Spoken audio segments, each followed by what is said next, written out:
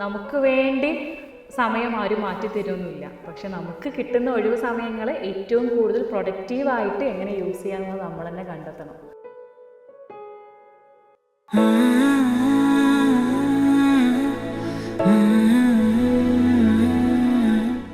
18 ഇവിടെ ഒരു general PSC ബാച്ചിൽ ജോയിൻ ചെയ്ത സമയത്ത് ചുമരുകളിൽ ഒട്ടിച്ച് വെച്ചിരുന്ന ചിത്രങ്ങൾ കണ്ടിട്ട് ഒരിക്കൽ ഞാനും അതിൽ വരും എന്ന് എന്നോട് തന്നെ പറഞ്ഞ് എനിക്ക് തന്നെ കൊടുത്തൊരു വാക്കുണ്ടായിരുന്നു.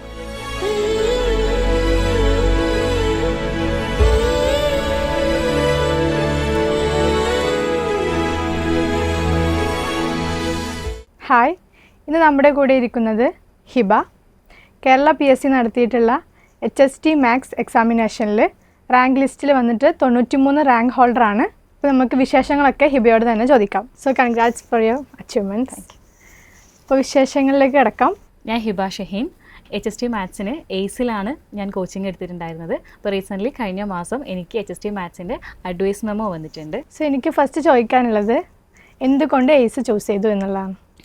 എയ്സ് ചൂസ് ചെയ്യാൻ എനിക്ക് പല പല കാരണങ്ങളുണ്ടായിരുന്നു. ആദ്യം തന്നെ എനിക്ക് എയ്സിൽ നിന്നിട്ട് ഉണ്ടായിട്ടുള്ള അനുഭവങ്ങളാണ്. ഞാൻ 2018 ഡിഗ്രിക്ക് പഠിക്കുന്ന സമയത്ത് PSCയുടെ ട്രാക്ക് മനസ്സിലാക്കാനും എങ്ങനെയാണ് PSC എന്നൊക്കെ അറിയാൻ വേണ്ടിയിട്ട് ആദ്യമായി ഇവിടെ ഒരു ജനറൽ PSC ബാച്ചിന് ജോയിൻ ചെയ്തിട്ടുണ്ടായിരുന്നു. അപ്പോൾ ആ സമയത്ത് തന്നെ എയ്സിൻ്റെ വിഷൻ എന്താണ് എന്നെനിക്ക് കൃത്യമായിട്ട് അറിയാമായിരുന്നു. അതുകൊണ്ട് തന്നെ ഞാൻ HSA കോച്ചിങ്ങിന് അതിനുശേഷം പിന്നീട് ഞാൻ കാര്യമായിട്ട് PSCയിലേക്ക് ഇറങ്ങുന്നത് HST കോച്ചിങ്ങിന് വേണ്ടിയിട്ടാണ്. അപ്പോൾ ആ സമയത്ത് HST കോച്ചിങ് എന്ന് ഞാൻ ആലോചിച്ച് തുടങ്ങും. HST നോട്ടിഫിക്കേഷൻ വരുന്നതിന് മുന്നേ തന്നെ HST കോച്ചിങ്ങിന് വേണ്ടി ജോയിൻ ചെയ്തിട്ടുണ്ട്. അപ്പോൾ ആ ഒരു സമയത്ത് കോച്ചിങ് സെൻറ്റർ ഏത് എന്നുള്ള കാര്യത്തിൽ എനിക്ക് ഒരുപാട് ആലോചിക്കാനൊന്നും ഉണ്ടായിരുന്നില്ല. എയ്സ് തന്നെയായിരുന്നു എൻ്റെ ഫസ്റ്റ് പ്രിഫറൻസ്. കാരണം ഫസ്റ്റ് ഞാൻ എയ്സ് പ്രിഫർ ചെയ്യാനുണ്ടായ കാരണം എൻ്റെ എക്സ്പീരിയൻസും, സെക്കൻഡ് വൺ എയ്സിലെ റിസൾട്ടും ആയിരുന്നു. ഏതൊരു റാങ്ക് ലിസ്റ്റ് വന്നു കഴിഞ്ഞാലും നമുക്ക് അതിൽ ഒരുപാട് പേര് അല്ലെങ്കിൽ PSC കിട്ടിയ ആരോട് സംസാരിക്കുമ്പോഴും എവിടെയായിരുന്നു കോച്ചിങ് എന്ന് ചോദിക്കുമ്പോൾ എയ്സ് എന്നായിരുന്നു എനിക്ക് ഉത്തരം കിട്ടിയിട്ടുണ്ടായിരുന്നത്. 2018 ഇവിടെ ഒരു ജനറൽ PSC ബാച്ചിൽ ജോയിൻ ചെയ്ത സമയത്ത് ചുമരുകളിൽ ഒട്ടിച്ച് വെച്ചിരുന്ന ചിത്രങ്ങൾ കണ്ടിട്ട് ഒരിക്കൽ ഞാനും അതിൽ വരും എന്ന് എന്നോട് തന്നെ പറഞ്ഞ് എനിക്ക് തന്നെ കൊടുത്തൊരു വാക്കുണ്ടായിരുന്നു. ആ വാക്കിനോടുള്ളൊരു പ്രോമിസാണ് ഈ ഒരു റാങ്ക് എന്നാണ് ഞാൻ കരുതി. അങ്ങനെയാണ് ഞാൻ അതിനെ കാണുന്നത്. അന്ന് ഞാൻ എനിക്ക് കൊടുത്ത ആ ഒരു വാക്കിനെ ആ ഒരു സ്വപ്നത്തെ സാക്ഷാത്കരിക്കുകയാണ് ഈ ഒരു HSAയിലൂടെ ഞാൻ ചെയ്തിട്ടുള്ളത്. അപ്പോൾ നമ്മളറിയാൻ കഴിഞ്ഞത് ഒരു സ്റ്റുഡൻറ്റ് മാത്രമല്ലായിരുന്നു, ഒരു മെൻറ്റർ കൂടിയായിരുന്നു HSTയുടെ. അപ്പോൾ ബീങ് എ മെൻറ്റർ നമുക്കറിയാം അതിൻ്റെ ഒരു ബുദ്ധിമുട്ടും ആ ഒരു ഹാർഡ്ഷിപ്പ് എന്താണെന്നുള്ളത് നമുക്കറിയാം. അപ്പോൾ അതിലൂടെ ആ ഒരു മെൻറ്റർ ആയിക്കൊണ്ട് തന്നെ എങ്ങനെ പഠിത്തമൊക്കെ കൊണ്ടുപോകാൻ പറ്റിയോ? എക്സ്പീരിയൻസ് എന്തായിരുന്നു? വിഷൻ നമ്മൾ കേട്ടു, എയ്സിനെ കുറിച്ച് പറഞ്ഞിട്ടുള്ള വിഷൻ. അപ്പോൾ നമ്മുടെ ആ ഒരു സ്റ്റഡീസിൻ്റെ ഒരു എക്സ്പീരിയൻസും കൂടി ഒന്ന് ഷെയർ ചെയ്യായിരുന്നെങ്കിൽ. ഞാൻ എയ്സിലോട്ട് വന്നത് സ്റ്റുഡൻ്റായിട്ട് തന്നെ ആയിരുന്നു. അതിനുശേഷം ഒരു 4-5 മാസത്തിന് ശേഷമാണ് ഇങ്ങനെ എയ്സിലൊരു മെൻറ്റർ വേക്കൻസി ഉണ്ട് എന്നറിഞ്ഞിട്ട് ഞാൻ അതിലോട്ട് അപ്ലൈ ചെയ്തു. അന്ന് എൻ്റെ മുന്നിലുണ്ടായിരുന്ന ആകെ ഒരു കാര്യം എന്ന് പറയുന്നത് എനിക്ക് അന്ന് 1.5 വയസ്സായ മോനുണ്ട്. വീട്ടിലിരുന്നാൽ ഒരു നിലക്കും എനിക്ക് പഠിക്കാൻ പറ്റാത്തൊരു സിറ്റുവേഷൻ ആയിരുന്നു. അപ്പോൾ അതുകൊണ്ട് പിന്നെ ലോക്ക്ഡൗൺ ടൈമാണ്, നമുക്ക് പുറത്തു പോകാനും അധികം പറ്റാത്തൊരു സിറ്റുവേഷൻ ആയിരുന്നു. അപ്പോൾ ഇവിടെ ഒരു മെൻറ്റർഷിപ്പിന് വേണ്ടി ഇവിടെ ജോയിൻ ചെയ്ത് കഴിഞ്ഞാൽ കൂടുതൽ എനിക്ക് പഠിക്കാൻ സമയം കിട്ടുമല്ലോ എന്ന് കരുതിയാണ് ഇവിടെ ജോയിൻ ചെയ്തത്. പിന്നെ HSTയുടെ മെൻറ്ററായി ജോയിൻ ചെയ്തപ്പോൾ തന്നെ നമുക്ക് ഇവിടെയുള്ള ജോബ് എന്ന് പറയുമ്പോൾ വീഡിയോസ് പ്രൂഫ് റീഡ് ചെയ്യുക, മെറ്റീരിയൽസ് പ്രിപ്പയർ ചെയ്യുക, ക്വസ്റ്റ്യൻ പേപ്പേഴ്സ് പ്രിപ്പയർ ചെയ്യുക. അപ്പോൾ അതൊക്കെ എന്നെ ഒരുപാട് ഹെൽപ്പ് ചെയ്തിട്ടുണ്ട്. നമുക്ക് ഫാക്കൾട്ടീസിന് ഡയറക്റ്റ് അവരുടെ ക്ലാസ്സുകൾ നമുക്ക് കാണാൻ പറ്റുകയാണ്. എന്ത് ഡൗട്ടുകളും അവരോട് ചോദിക്കാൻ വേണ്ടി ഒരുപാട് ക്വസ്റ്റ്യൻ പ്രിപ്പറേഷനിലൂടെ ഒരുപാട് ക്വസ്റ്റ്യൻസിലൂടെ കടന്നു പോകാൻ പറ്റും. നമ്മൾ ക്വസ്റ്റ്യൻ പേപ്പറിന് വേണ്ടിയിട്ട് നമ്മൾ 100 ക്വസ്റ്റ്യൻ്റെ ഒരു ക്വസ്റ്റ്യൻ പേപ്പർ പ്രിപ്പയർ ചെയ്യുകയാണെങ്കിൽ മിനിമം ഒരു 500 ക്വസ്റ്റ്യനിലൂടെ എങ്കിലും നമ്മൾ കടന്നു പോയിട്ടുണ്ടാകും. അപ്പോൾ അതുകൊണ്ട് ഇപ്പോൾ PSC ആയിക്കോട്ടെ ഏതൊരു കോമ്പറ്റേറ്റീവ് എക്സാം ആണെങ്കിലും നമ്മൾ കൂടുതൽ ക്വസ്റ്റ്യൻസ് ചെയ്ത് പഠിക്കുക. മാത്സിൻ്റെ കാര്യത്തിൽ പ്രത്യേകിച്ചും നമ്മൾ എത്രത്തോളം വർക്കൗട്ട് ചെയ്യുന്നോ അത് നമ്മൾ അത്രത്തോളം പവർഫുൾ ആക്കും. അപ്പോൾ 100 ക്വസ്റ്റ്യൻ്റെ ഒരു ക്വസ്റ്റ്യൻ പേപ്പറിൽ ഞാൻ പ്രിപ്പയർ ചെയ്യുമ്പോൾ ഒരു 500 ചോദ്യങ്ങൾ എൻ്റെ കൺമുന്നിലൂടെ കടന്നു പോയിട്ടുണ്ട്, 500 തരത്തിലുള്ള ചോദ്യങ്ങൾ. അപ്പോൾ അതൊക്കെ എനിക്ക് കൂടുതൽ എക്സ്പീരിയൻസ് തന്നിട്ടുണ്ട്, കൂടുതൽ ഐഡിയാസ് തന്നിട്ടുണ്ട്. അതുപോലെ തന്നെ ടൈം മാനേജ്മെൻറ്റ്, ഇപ്പോൾ നിങ്ങൾ പറഞ്ഞല്ലോ ഒരു മെൻറ്റർ എന്ന് പറയുമ്പോൾ നമുക്ക് അത്രയും റിസ്ക് ഉള്ളൊരു ജോബ് തന്നെയാണ്. അപ്പോൾ ആ ഒരു റിസ്ക് ഏറ്റെടുത്തത് കൊണ്ട് അത്രയും ടൈം മാനേജ്മെൻറ്റ് ഞാൻ പഠിച്ചു. ആ ഒരു ടൈം മാനേജ്മെൻറ്റ് എക്സാം ഹാളിലും എന്നെ ഒരുപാട് ഹെൽപ്പ് ചെയ്തിട്ടുണ്ട്. പിന്നെ നമ്മൾ മെറ്റീരിയൽസിൻ്റെ പറഞ്ഞു, അതുപോലെ തന്നെ നിങ്ങൾ അതിൻ്റെ ക്ലാസ്സുകളിൽ എങ്ങനെ പങ്കെടുത്തിരുന്നത്? അതോ നിങ്ങൾക്ക് ക്ലാസ്സിൽ പങ്കെടുക്കാനുള്ള സമയങ്ങളൊക്കെ ഉണ്ടായിരുന്നോ? സൺഡേ ബാച്ച് ആയിരുന്നല്ലോ ഉണ്ടായിരുന്നത്. സൺഡേ ബാച്ച് ആയിരുന്നു അന്ന് ഉണ്ടായിട്ടുണ്ടായിരുന്നത്. അപ്പോൾ സൺഡേ ബാച്ചിന് നമ്മൾ ക്ലാസ്സിന് കയറണം എന്നുള്ളത് എനിക്കൊരു വാശിയായിരുന്നു. കാരണം നമ്മൾ ഒരു സ്റ്റുഡൻ്റായിട്ട് വന്നതാണ്, HSC അച്ചീവ് ചെയ്യാൻ വേണ്ടി വന്നതാണ്, മെൻറ്റർഷിപ്പ് മാത്രം ചെയ്താൽ പോരല്ലോ. അപ്പോൾ നമ്മൾ അതിന് വേണ്ടി ആദ്യം നമ്മൾ വർക്കുകളെല്ലാം തീർത്ത് വെക്കണമെങ്കിൽ നമുക്ക് സൺഡേ ക്ലാസ്സിൽ കയറാൻ വേണ്ടി പറ്റുള്ളൂ. പിന്നെ ഓൺലൈൻ ക്ലാസ്സുകൾ അധികവും നമ്മൾ പ്രൂഫ് റീഡ് ചെയ്തിട്ടാണ് ആപ്പിൽ അപ്ലോഡ് ചെയ്യുക. അപ്പോൾ അതുകൊണ്ട് നമ്മൾ ഓൺലൈൻ എല്ലാ വീഡിയോസും നമ്മൾ ത്രൂ ഔട്ട് ഇരുന്ന് നമ്മൾ വാച്ച് ചെയ്തിട്ടാണ് അത് ആപ്പിൽ അപ്ലോഡ് ചെയ്യുന്നത്. അപ്പോൾ അതുകൊണ്ട് നമുക്കൊരു ഓൺലൈനിൽ എല്ലാ വീഡിയോസും നമ്മുടെ കൺമുന്നിലൂടെ ഇങ്ങനെ കടന്നു പോകുന്നത് അത്രയും കണ്ടൻറ്റ് നമ്മളിലേക്ക് എത്തിയിട്ടുണ്ട്. അതുപോലെ തന്നെ ഓഫ്ലൈൻ ക്ലാസ്സുകളിലും കയറാൻ ഞാൻ അതുപോലെ സമയം കണ്ടെത്തിയിട്ടുണ്ടായിരുന്നു. പിന്നെ നമ്മുടെ ഫാക്കൽറ്റീസിനെ പറ്റിയിട്ടൊക്കെ എന്താ അഭിപ്രായം? അവരുടെ ക്ലാസ്സസ്, നോട്ട്സ്? ടീച്ചേഴ്സിനെ പറ്റി പറയാനാണെങ്കിൽ നമുക്ക് മാത്സിൽ എല്ലാവർക്കും ടഫ് ഉണ്ടാവുന്ന ഒരു ഏരിയയാണ് റിയൽ കോംപ്ലക്സ് ആ ഏരിയാസൊക്കെ. അപ്പോൾ ആ ഏരിയാസൊക്കെ ശങ്കർ സാറാണ് ക്ലാസ്സുകൾ എടുത്തിരുന്നത്. സാർ വളരെ ഡീറ്റെയിൽ ആയിട്ട് അതിൻ്റെ ഏറ്റവും കണ്ടൻറ്റ് നമുക്ക് തരാൻ വേണ്ടി അത്രയും ഡീറ്റെയിൽ ആയിട്ടാണ് സാർ ആ ഒരു ഏരിയയൊക്കെ ക്ലാസ് എടുത്തിട്ട് തന്നിട്ടുള്ളത്. അപ്പോൾ അതുകൊണ്ട് തന്നെ അതിൻ്റെ കൺസെപ്റ്റുകൾ അത്രത്തോളം മനസ്സിലാക്കാൻ നമുക്ക് പറ്റിയിട്ടുണ്ടായിരുന്നു. അപ്പോൾ 2022 നടന്ന HST മാത്സ് എക്സാം എഴുതിയവർക്ക് അറിയാം, അത് ഭയങ്കര ടഫായിരുന്നു. അതുപോലെ തന്നെ കണ്ടൻറ് ഓറിയൻറ്റഡ് ആയിട്ടുള്ള ഒരു എക്സാം ആയിരുന്നു. നമ്മുടെ മാത്സിൽ അത്രയും അണ്ടർലൈനിങ് ആയിട്ടുള്ള കണ്ടൻറ്റിലൂടെ കടന്നു പോയിട്ടുള്ള ഒരു എക്സാം ആയിരുന്നു. അപ്പോൾ ആ ഒരു എക്സാമിൽ മാർക്ക് സ്കോർ ചെയ്യാൻ ശങ്കർ സാറുടെയും മറ്റു ഫാക്കൽറ്റീസിൻ്റെയൊക്കെ ക്ലാസ് ഒരുപാട് ഹെൽപ്പ് ചെയ്തിട്ടുണ്ട്. പിന്നെ അവരൊക്കെ നമ്മൾ എന്ത് ഡൗട്ട് ചോദിച്ചു കഴിഞ്ഞാലും ഡൗട്ട് ക്ലിയർ ചെയ്യാനും അതുപോലെ തന്നെ സ്റ്റുഡൻസിൻ്റെ ഭാഗത്തു നിന്നും അവർ പല ക്വസ്റ്റ്യൻസൊക്കെ നമുക്ക് അയച്ചു തരും. അത് ഫാക്കൽറ്റീസിന് അയച്ചു കൊടുത്താലും അതിന് റിപ്ലൈ തരാനും അത് എന്തുകൊണ്ട് എന്നുള്ള രീതിയിലൊക്കെ അതിൻ്റെ സൊല്യൂഷൻസും അതിൻ്റെ എക്സ്പ്ലനേഷൻസും നമുക്ക് തരാൻ യാതൊരു മടിയോ കാര്യങ്ങളോ ഒന്നും ഫാക്കൽറ്റീസിന് ഉണ്ടായിരുന്നില്ല. അപ്പോൾ ഇപ്പോൾ ഒരു ടീച്ചറായിട്ട് നിൽക്കുകയാണ്. ഇപ്പോൾ ടീച്ചിങ് ഫീൽഡ് തന്നെ ആയിരുന്നു ഇഷ്ടം? ഞാൻ ചെറുപ്പം തൊട്ടേ ഒരു ടീച്ചർ ആവണം എന്ന് ആഗ്രഹിച്ചിരുന്ന ആളെ ആയിരുന്നില്ല. ഞാൻ ഡിഗ്രി കഴിഞ്ഞിട്ട് കൂടുതൽ മാത്സിൻ്റെ റിസർച്ച് ഏരിയയിലോട്ട് പോകണമെന്നായിരുന്നു എനിക്ക് താല്പര്യം. അതിന് വേണ്ടിയിട്ട് തന്നെയാണ് ഞാൻ BSc മാത്സ് സെലക്ട് ചെയ്തത്. അങ്ങനെ ഡിഗ്രി കഴിഞ്ഞ സമയത്ത് ആ ഒരു ചെറിയ PGൻ്റെ ഇടയിലുള്ള ആ ഒരു ഗ്യാപ്പ്, ആ ഒരു സമയത്ത് വെറുതെ ടൈം പാസിന് വേണ്ടിയിട്ട് അടുത്തുള്ളൊരു ട്യൂഷൻ സെൻറ്ററിൽ ഞാൻ ക്ലാസ് എടുക്കാൻ വേണ്ടി പോയതാണ്.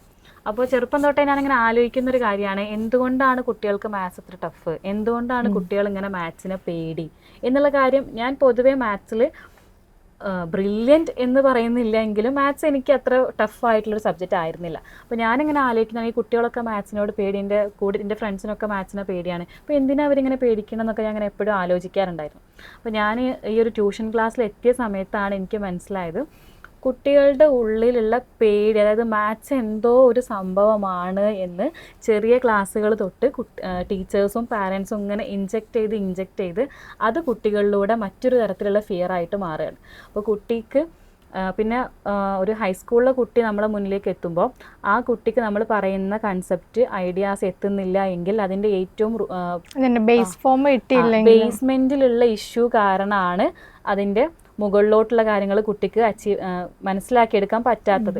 അപ്പോൾ ആ ഒരു സമയത്താണ് ഞാൻ ആലോചിച്ചത്, ഞാനൊരു ടീച്ചറായി കഴിഞ്ഞാൽ കുട്ടികൾക്ക് ഏറ്റവും ബേസ് മുതൽ കുട്ടികൾക്ക് ഏറ്റവും സിംപ്ലിഫൈഡ് ഫോമിൽ മാത്സ് പറഞ്ഞു കൊടുക്കുന്ന ഒരു ടീച്ചറായി കഴിഞ്ഞാൽ എനിക്ക് ഒരുപാട് കുട്ടികൾക്ക് മാത്സിനോടുള്ള ടെൻഷനും പേടിയും മാറ്റാൻ കഴിയുമല്ലോ. അപ്പോൾ അങ്ങനെ PG എന്നുള്ള ആഗ്രഹം മാറ്റി വെച്ചിട്ട് B.Edന് വേണ്ടിയിട്ട് ഇറങ്ങിയിട്ടുള്ള ആളാണ്. അപ്പോൾ നമ്മൾ പറഞ്ഞു മെൻറ്ററും ആണ് സ്റ്റുഡൻറ്റും ആണ്. അപ്പോൾ ആ ഒരു പഠനത്തിൻ്റെ ആ ഒരു ജേണി പറയുകയാണെങ്കിൽ അടുത്ത ആസ്പിരൻസിന് അതൊരു ഉപകാരമാവും. അപ്പോൾ നമ്മുടെ ഏസിലെ കുട്ടികൾക്ക് വേണ്ടിയിട്ട് അതൊന്ന് പറയാൻ പറ്റുമോ? പഠന രീതി എന്ന് പറയുമ്പോൾ HSA എക്സാമിന്, HST മാത്സ് എക്സാമിന് അപ്ലൈ ചെയ്യാൻ വേണ്ടിയിട്ട് എൻ്റെ ലൈഫിൽ ഒരുപാട് റിസ്കുകൾ എടുത്ത ആളാണ് ഞാൻ. B.Edന് പഠിച്ചുകൊണ്ടിരിക്കുന്ന സമയത്ത് പ്രഗ്നൻ്റായി, ഡെലിവറി ഉണ്ടായി. അപ്പോൾ ആ ഇയർ തന്നെ ഞാൻ ഡ്രോപ്പ് ചെയ്യാണ്ട് B.Ed കംപ്ലീറ്റ് ചെയ്തിട്ടില്ല എങ്കിൽ എനിക്ക് ഈ വരുന്ന HST മാത്സ് എക്സാം അപ്ലൈ ചെയ്യാൻ പോലും ആവില്ല എന്നുള്ള കാര്യം എനിക്കറിയാമായിരുന്നു. അപ്പോൾ ആ ഒരു HST മാത്സ് എക്സാം എഴുതാൻ വേണ്ടിയിട്ട് ലൈഫിൽ ഫിസിക്കലി ഇമോഷണലി ഒരുപാട് റിസ്കുകൾ എടുത്തിട്ടുണ്ട്.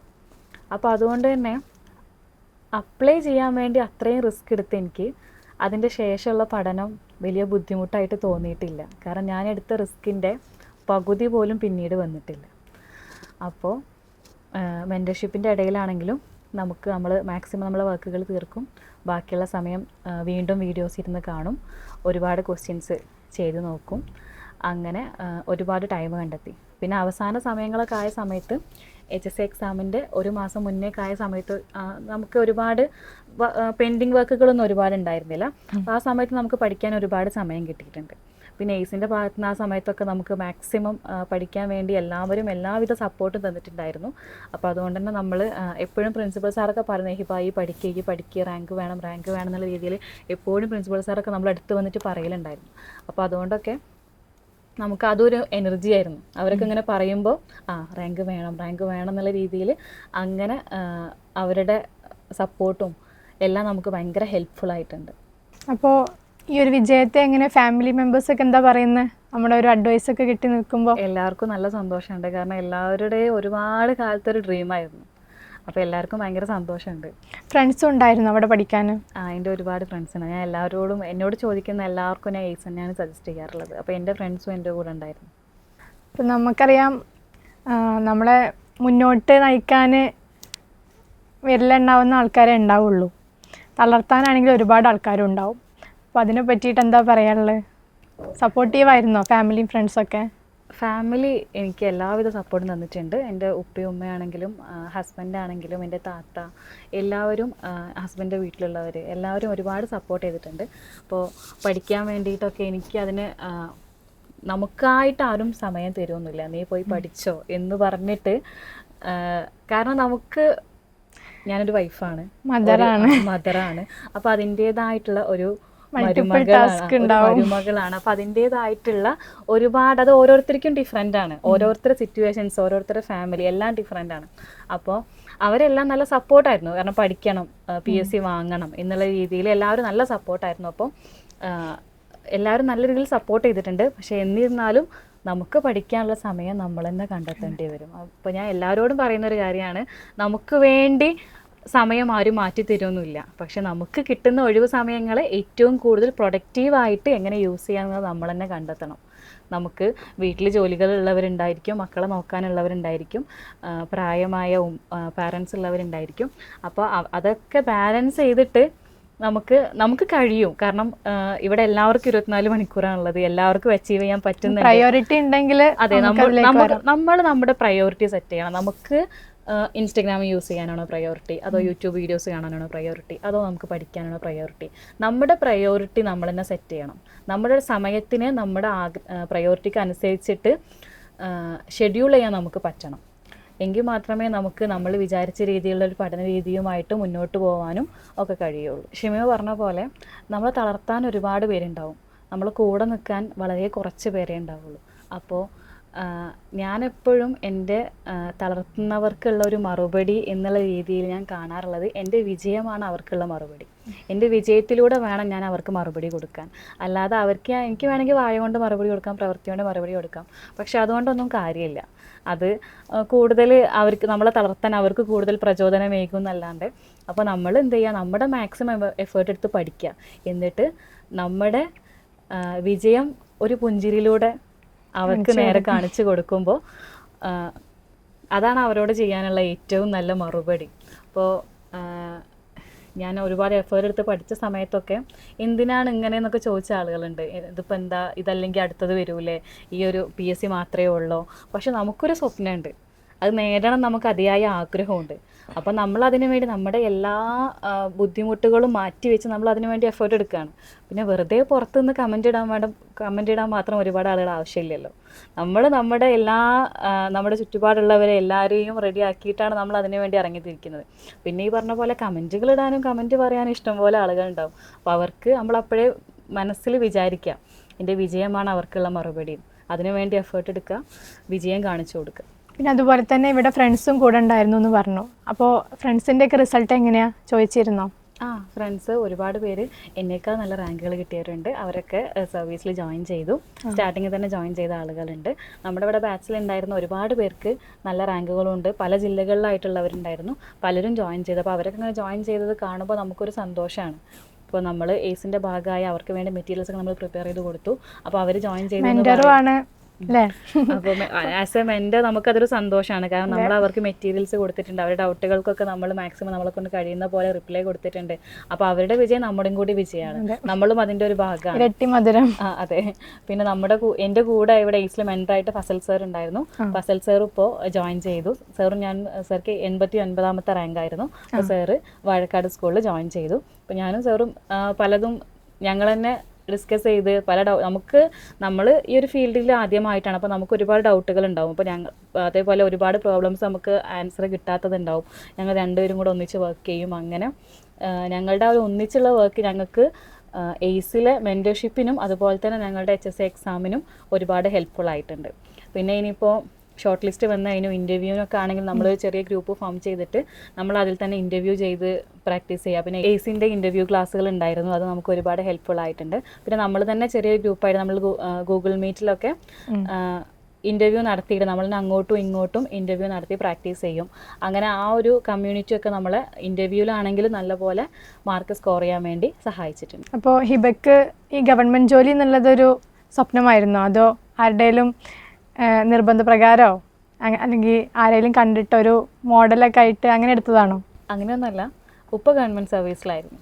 അപ്പോൾ എനിക്ക് പൊതുവേ പുറത്ത് പോവുക, അവിടെ സെറ്റിലാവുക അതിനോടൊന്നും വലിയ താല്പര്യമില്ലാത്ത ആളാണ്. അപ്പോൾ ഞാൻ കല്യാണം എന്നുള്ള ഒരു സമയം എത്തിയപ്പോൾ എനിക്ക് പുറത്ത് വർക്ക് ചെയ്യുന്ന ആൾ വേണ്ട, നാട്ടിലുള്ള ആൾ തന്നെ മതി. അപ്പോൾ പിന്നെ നാട്ടിൽ വർക്ക് ചെയ്യുമ്പോൾ നമുക്കൊരു പെർമനൻറ്റ് ഒരു സ്ഥിരമായിട്ട് എന്ന് പറയുമ്പോൾ നമുക്ക് ഗവൺമെൻറ് ജോലി തന്നെയാണല്ലോ. അപ്പോൾ ഹസ്ബൻഡും സർവീസിലായിരുന്നു. അപ്പോൾ പിന്നെ എനിക്കും സർവീസിലെത്തണമെന്ന് അതിയായ ആഗ്രഹം ഉണ്ടായിരുന്നു. ആദ്യം ഉപ്പാൻ്റെ ഇങ്ങനെ കണ്ട് വളരുന്നതുകൊണ്ട് ആദ്യം ചെറുപ്പം തൊട്ടേ മനസ്സിൽ ചെറിയൊരു മോഹം ഉണ്ടായിരുന്നു. പിന്നെ ഹസ്ബൻഡും കൂടെ ഗവൺമെൻറ് സർവീസിലായ സമയത്ത് എന്തായാലും ഗവൺമെൻറ് സർവീസിൽ തന്നെ വേണം. പിന്നെ നമ്മളൊരു ടീച്ചിങ് ഫീൽഡ് ആകുമ്പോൾ നമുക്കറിയാലോ, നമുക്കൊരു പെർമനൻറ്റ് എന്നുള്ള രീതിയിലൊരു പെർമനൻറ്റ് ജോബ് വേണമെന്നുണ്ടെങ്കിൽ ഗവൺമെൻറ് സർവീസിൽ എത്തിക്കഴിഞ്ഞാൽ മാത്രമേ പറ്റുള്ളൂ. അല്ലെങ്കിൽ നമ്മളിങ്ങനെ ഡെയിലി വേജ് ആയിട്ട് വർക്ക് ചെയ്യുമ്പോൾ നമുക്കൊരു സ്ഥിരതയില്ല. അപ്പോൾ നമുക്കൊരു പെർമനൻ്റ് ആയിട്ടൊരു ജോബ് വേണമെന്നുണ്ടെങ്കിൽ നമ്മൾ ഗവൺമെൻറ് സർവീസിലോട്ട് തന്നെ വരണം. അപ്പോൾ അങ്ങനെയാണ് എന്തായാലും സർവീസിൽ തന്നെ എന്നുള്ള കാര്യം തീരുമാനിച്ചത്. അപ്പോൾ ഭാവി എന്താണ് പ്ലാനൊക്കെ? HST തന്നെ നിൽക്കാനാണോ അതോ HST ഒക്കെ എഴുതുന്നുണ്ടോ? മനുഷ്യൻ്റെ ആഗ്രഹങ്ങൾ ഒരിക്കലും തീരുവില്ലല്ലോ. അപ്പോൾ അടുത്ത HSSTക്ക് വേണ്ടി പ്രിപ്പയർ ചെയ്യുന്നുണ്ട്.